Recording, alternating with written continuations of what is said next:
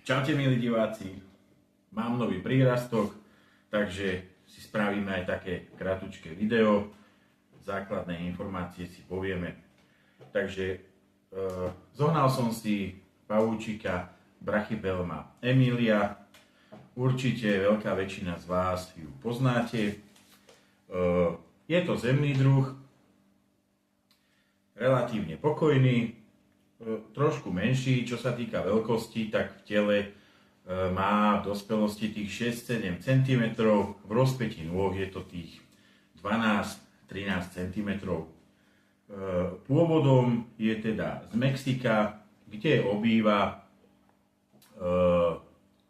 dutiny stromov, alebo si hlbí nory pod kameňmi a tam sa zdržiava väčšinu teda svojho života.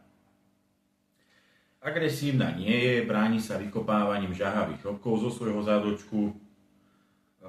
Menší jedinci môžu byť trošku nervóznejší alebo zbrklí, ale teda v dospelosti je naozaj pokojná, kľudná a jej jed nie je pre človeka nebezpečný, čiže jej jed je toxický, nevýznamný. Čo sa týka sfarbenia, tak má naozaj krásne sfarbenie. Na hlavohrudi má krásny čierny trojuholník, zvyšok hlavohrude má oranžový až červený, telo má čierne a na končatinách má krásne oranžovo-červené pruhy. Ja mám toto samičku 3,5 cm v tele a ona už tie svoje krásne farby stratila, čiže je dosť možné, že pôjde do zvleku, takže teraz tie krásne farby neuvidíte, ale tak či onak je krásna. Takže terárko pre zemné druhy, už taká klasika, korková kôra, umelé rastlinky a miska s vodou.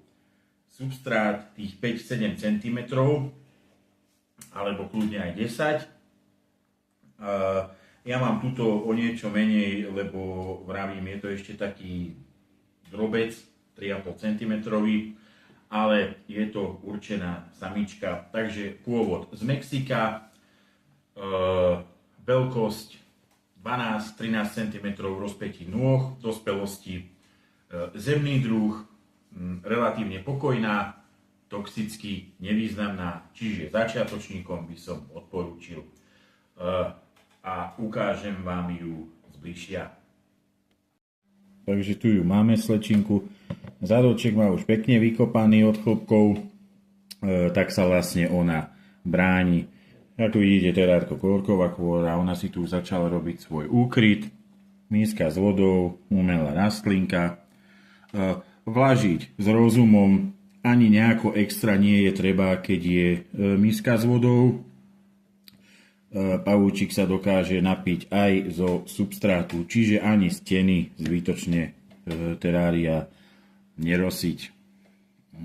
Vidíte, neviem, či to teraz teda uvidíte na videu, no teraz vykopávala chlopky. Má tam také tie svetlejšie pruhy na končatinách, po zvleku budú červené, zvyšok čierny a na karapaxe, to je hlavohruď, má taký ten trojuholník, ten bude tiež čierny a zvyšok bude krásny oranžový až červený.